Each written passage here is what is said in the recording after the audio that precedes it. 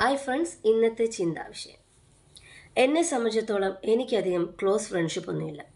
ഞാൻ ആരുമായി close friendship വെക്കാറില്ല. അതിന് കാരണം എന്താണെന്ന് വെച്ചാൽ, ക്ലോസ് ഫ്രണ്ട്ഷിപ്പ് വെച്ച് കഴിഞ്ഞാൽ പരസ്പരം അങ്ങോട്ടും ഇങ്ങോട്ടും ഒരു എക്സ്പെക്റ്റേഷൻ ഉണ്ടായിരിക്കും. അപ്പോൾ അത് നമ്മൾ എക്സ്പെക്റ്റ് ചെയ്യുന്ന കൂട്ടുള്ള കാര്യങ്ങൾ നടന്നില്ലെങ്കിൽ, അവർ ചെയ്തില്ലെങ്കിൽ നമുക്കത് ഫീൽ ചെയ്യും. അപ്പോൾ ആ ഒരു ഫ്രണ്ട്ഷിപ്പിനിടയിൽ പ്രശ്നങ്ങൾ ഉണ്ടാകാൻ സാധ്യതയുണ്ട്. സോ അതുകൊണ്ട് തന്നെയാണ് ഞാൻ അങ്ങനെ ആരുമായിട്ട് ക്ലോസ് ഫ്രണ്ട്ഷിപ്പ് ഒന്നും വെക്കാത്തത്. എന്നാൽ എനിക്ക് സൗഹൃദങ്ങൾ ഒരുപാടുണ്ട്. എല്ലാവരും എൻ്റെ ഫ്രണ്ട്സാണ്. ഞാൻ എല്ലാവരോടും നല്ല രീതിയിൽ സംസാരിക്കും. എല്ലാവരുമായിട്ട് ഇരുന്ന് ഇടയ്ക്കിടയ്ക്ക് ഫുഡ് കഴിക്കാറുണ്ട്. ഒരുപാട് തമാശകൾ പറയാറുണ്ട്. പരസ്പരം ഒരുപാട് കാര്യങ്ങൾ ഷെയർ ചെയ്യാറുണ്ട്. എന്ന് വെച്ചാൽ എല്ലാവരും എനിക്ക് ഒരേപോലാണ്. എല്ലാവരും ഞാൻ നല്ല ഫ്രണ്ട്സായിട്ടാണ് കാണുന്നത്.